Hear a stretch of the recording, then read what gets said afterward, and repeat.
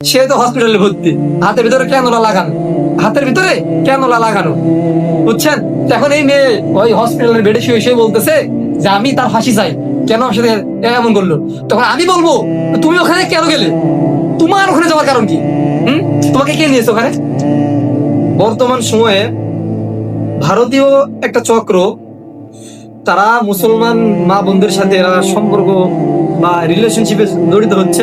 হওয়ার পর এক পর্যায়ে তারা এই সমস্ত মা বোনদেরকে বিবাহর প্রলোভন দেখিয়ে বা অনেক কিছুর লোভ দেখিয়ে বা ব্ল্যাকমেইল করে, যেভাবে হোক তারা এই মা বোনদেরকে আমাদের ঘর থেকে বাহির করে তারা তাদের আওতায় নিয়ে নিচ্ছে।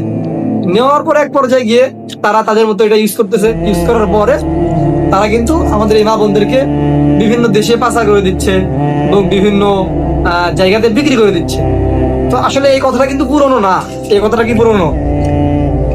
এই কথাটা এই তো 5-6 মাস আগে থেকে কত মানুষ, কত আলেমরা এটা সতর্ক করতেছে বারবার যে তোমরা মুসলমান মা বোনদেরকে, আমরা বলতেছি আপনারা এই যে ফেসবুক, হ্যাঁ, ইনস্টাগ্রাম, টিকটক বা যে কোনো প্ল্যাটফর্ম থেকে আপনারা কি করবেন না, কোনো অপরিচিত ছেলের সাথে আপনারা সম্পর্কে ধরাবেন না। এটা হিন্দুদের একটা চক্র, তারা এভাবে আমাদের মা বোনদেরকে পাচার করতেছে। তো এই যে এত কিছু বলার পরেও, এত কিছু শোনার পরেও, এই কয়দিন 2-3 দিন আগে একটা নিউজ আমরা দেখলাম, পুরো বাংলাদেশই দেখছে হয়তোবা, এই নোয়াখালীর মাইজদিতে এক মেয়ে, সম্ভবত এবার এসএসসির পরীক্ষার্থী, এই মেয়ে সে এক ছেলের সাথে তার সম্পর্ক, ছেলের নাম হচ্ছে শুভ। তো শুভ এই ছেলের সাথে তার 4 মাসের সম্পর্ক। তো সম্পর্ক এইভাবে গড়াতে গড়াতে গড়াতে এক পর্যায়ে গিয়ে ছেলের সাথে তো প্রতিদিন তাদের এই যে প্রেমালাপ বা ভিডিও কল, অপ্রীতিকর, হ্যাঁ, ভিডিও তারা করতেছে, ভিডিও কলে কথা বলতেছে। তো তাদের একটা মূল টার্গেট বা তাদের একটি দলিল বা তারা প্রমাণ রাখে কি জানেন? তারা এই সমস্ত মা বোনদের সাথে যে গোপন ভিডিও গুলা করে, ভিডিও কলে কথা বলে, এই গোপন ভিডিও গুলা তারা তাদের আয়ত্তে রেখে দেয়। এটা রাখার পরে এক পর্যায়ে গিয়ে যখন এই মা বোনদেরকে একটা জিনিস করার জন্য তার উদ্বুদ্ধ করে বা আদেশ করে যে এটা করতেই হবে, যখন এটা শুনবে না তখন তাদের এটাই সব থেকে বড় শক্তি। তারা বলবে এই যে তুমি যা করছো সব এটার ভিতরে আছে, এই যে এটা ভাইরাল করে দেবো বা নেটে দিয়ে দেবো। এই যে এই ভয়টা দেখিয়ে মা বোনদের কাছে হাজারো অশ্লীল কাজে তার বাধ্য করতেছে। কেন? এই ভিডিও ধারণ করার জন্য। তো এই ভিডিও ধারণ করছে, এই জায়গায় কি দোষটা কাদের? দোষটা কি আমাদের মা বোনদের না? তো এই যে একটা ঘটনা মাইজদিতে ঘটছে নোয়াখালীর, এই মেয়েকে, এই শুভ নামে এক ছেলে, পরবর্তীতে জানা গেছে যে এই ছেলের নাম শুভজিৎ, অর্থাৎ এই ছেলেটি হিন্দু। এই ছেলে এই মেয়েকে তার একেবারে ইচ্ছা মতো ইউজ করছে। করার পরে এক পর্যায়ে গিয়ে বলেছে যে আমরা দুইজনে বিবাহ করব, আমরা বিয়ে করব, বিয়ে করে আমরা ঘর সংসার করব, আমরা ঢাকাতে যাব, ঢাকাতে আমরা বাসা নিয়েছি, তোমার বাসায় টাকা পয়সা সোনা দানা যা আছে সব তুমি নিয়ে আসো, নিয়ে ঢাকায় চলে আসো। এই যে এই মেয়ে এখন কি করবে? তার তো হাত পা বাঁধা, কারণ তার সমস্ত কিছু, তার ডিটেলস তো এই ছেলের কাছে। এখন যদি তার কথা না শুনে তাহলে এই যে বিপদে পড়বে।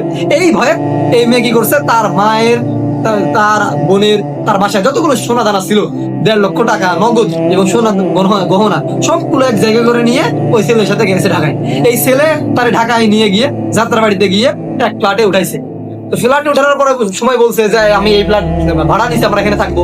তো 20 দিন ওই ছেলে এবং ওই ছেলে সহ তার আরো অনেক ফ্রেন্ড, হিন্দু, তো ওই ছেলে তো হিন্দু, ওই ছেলে এবং তারও আরো 4-5টা ফ্রেন্ড মিলে 20 দিন ধরে ওই মেয়েকে ধর্ষণ করছে। একেবারে শারীরিক ভাবে, মানসিক ভাবে তাকে নির্যাতন করার পর 20 দিন পরে এই মেয়েকে এক পতিতালয়ে বিক্রি করে ওই ছেলে চলে গেছে। তারপর এখন এই মেয়ে, ওই পতিতালয়ে আরো মেয়ে ছিল, তাদের সাথে যোগাযোগ করে তাদের ফোন নাম্বার, মোবাইল নিয়ে বাসায় ফোন দিয়ে বাসায় জানায়, পরে বাসায় থেকে গিয়ে তাকে উদ্ধার করে আনছে। এখন এই মেয়ের দাবি দেশের মানুষের কাছে, প্রশাসনের কাছে, যে ওই ছেলে আমার সাথে কেন এমন করলো, আমাকে কেন ধোকা দিয়েছে বা এমন কিসে করলো, এখন তার আমি ফাঁসি চাই। এটা হচ্ছে তার দাবি। কারণ আমি বলবো, কারণ আপনারা কি বলবেন আমি জানি না। এখন এই যে এই ঘটনাটা যেটা ঘটছে, এই দোষটা আপনি কাকে দিবেন? কাকে দিবেন বলেন? এই যে আপনার আমার দেশের মা বোন, সে তো মুসলমান, সে হিন্দুর সাথে যে এই সম্পর্কে জড়িত হলো, এখন হয়ে যে এই যে একটা দুর্ঘটনা ঘটছে, পুরো বাংলাদেশ এখন তোলপাড় চলতেছে ঘটনা নিয়ে 20 দিন ধরে এই অকর্ম। তো এখন তুমি শোনো নাই, তোমাকে কত আলেম বলেছে, কত অভিভাবক বলেছে, কত প্রশাসন বলেছে, এইভাবে তোমাদেরকে ডিক্লিয়ার দেওয়া হয়েছে যে তোমরা এভাবে অপ্রীতিকর, অপরিচিত মানুষদের সাথে ফেসবুক, ইউটিউবে, তোমরা ফেসবুক, টিকটক বা যে কোনো প্ল্যাটফর্মে তোমরা কথা বলো না। কেন তুমি বললে? তুই জানো না? তোমাকে এতটুকুই শুধু, এটা তো মানুষের কথা। আল্লাহ তো নিজে বলছে, ওলা তানকিহুল মুশরিকাতি হাত্তা ইয়াতাহুন্না, যে দুনিয়ার মানুষ তোমরা মুশরিক মেয়েদেরকে বিবাহ করো না। মুশরিক মেয়েদের কি করো না? মুশরিকদেরকে বিবাহ করো না তোমরা, এটা বলেছে। তো তুমি হিন্দুর সাথে তুমি কি বলে একবারে অপ্রীতিকর ঘটনায় সংগঠিত হয়েছো, তার সাথে মিলিত হয়েছো, তাকে সময় দিয়েছো, দিয়ে তোমার দুর্বলতা তাকে ধরিয়ে দিয়েছো। তোমার অশ্লীল ভিডিও তার মোবাইলে গিয়েছে কার মাধ্যমে? তোমার মাধ্যমে তুমি দিয়েছো। তো সবকিছু এখন লেলিয়ে দিয়ে এখন দেখছো আর কিচ্ছু নেই, সব শেষ।